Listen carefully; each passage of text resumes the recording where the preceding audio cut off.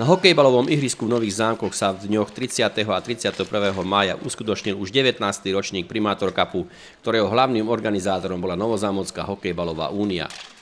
Do bojov o pohár sa zapojilo 9 družstiev z Nových Zámkov, Nitry a Hurbanova. Po zápasoch v jednotlivých skupinách sa v nedeľu dostali na program semifinálové zápasy. Po veľmi dobrých výkonoch sa v boji o 3. miesto stretli Novozámocký Káslov a nitrianske Revko, ktoré dolali svojho súpera 4-1. Vo finále sa stretli zámski panáci a Béčka. Po tretinách 2-1, 2-2 a 4-3 sa víťazom turnaja stali zámski panáci.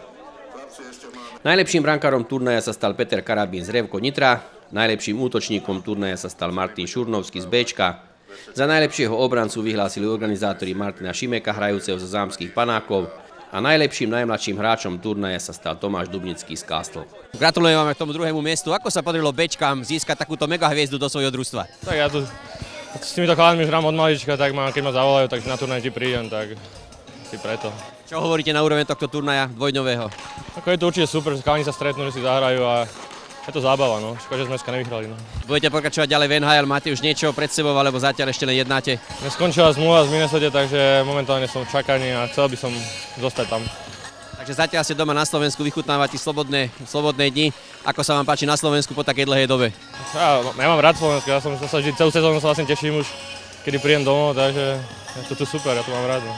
Peťo, držíme vám v tej Kanade palce, aby vám to celé vyšlo. Igor, zámski panáci sa stali víťazom 19. ročníka. Ako hodnotíš váš výkon?